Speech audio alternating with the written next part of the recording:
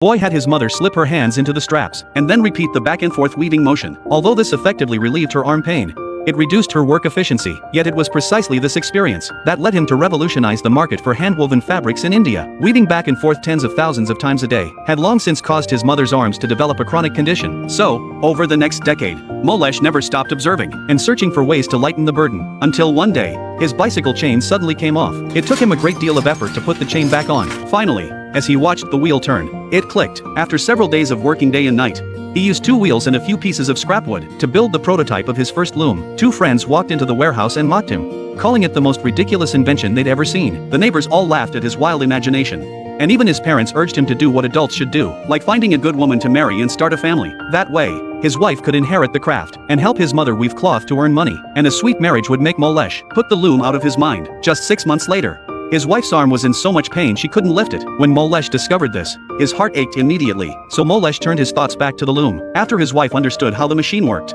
she realized her husband's persistence had been justified. She decided to support Molesh in continuing his work. Unexpectedly, Molesh looked troubled and said, "We don't have any funds for research and development." For the sake of Molesh's venture, his wife decided to contribute her entire savings of 1,000 rupees. Molesh then began to devote himself to research and development. This time, he didn't tell a single soul. Months later, the rudimentary loom was finally complete. Molesh called his friends over to witness this momentous occasion. He started the machine, and to his surprise, it actually ran smoothly. But after only a few seconds, the motor suddenly exploded. The deafening blast shattered his life's work and plunged his life into an abyss. He had bought the motor with money borrowed from loan sharks, hoping it would allow him to pay off his debts. Now, however, he was being threatened by his creditors, dragging his family into a quagmire of debt. His father disowned him, calling him a wastrel, and his mother felt a disappointment she had never known before. That night, Molesh left home, walking to the riverbank without looking back. It wasn't until dawn that he returned to his wife, his body exhausted. His wife had cried all night long, yet not only did she not blame him, but took out her dowry jewelry to help him pay off the debt. She set one condition.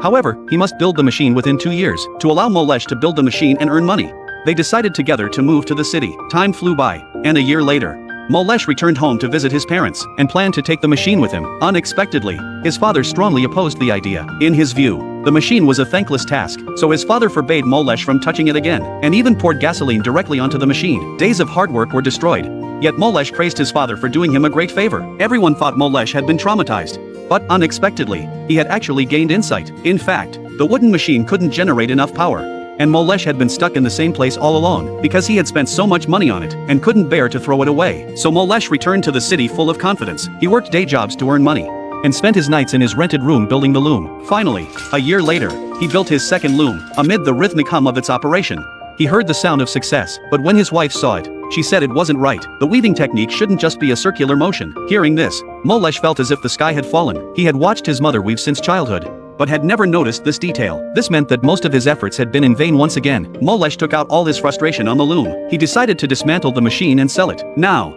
only 2 weeks remained until the deadline he'd set with his wife. Molesh felt deeply guilty about his broken promise. Selling the machine as scrap was his way of cutting his losses, but his wife couldn't bear to see her husband's life's work destroyed. She pleaded with him to buy the machine back, but Molesh remained unmoved. The very next day, Molesh discovered all it takes is a tiny cylinder to wind the thread crisscross, so he rushed to the scrapyard, stopped the truck just as it was about to leave, and brought his parts back home. After Molesh's modifications, the loom was finally ready. He couldn't wait to transport it back to his hometown, where he assembled it, tested it, and threaded the loom. Everything was ready. Even the neighbors who had once mocked him came to watch, but this time, he pressed the switch with full confidence.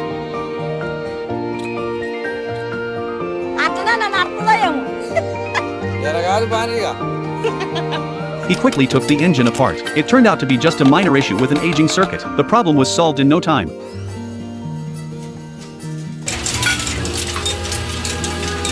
Years of hard work had finally paid off. This marked the end of the era of handwoven textiles.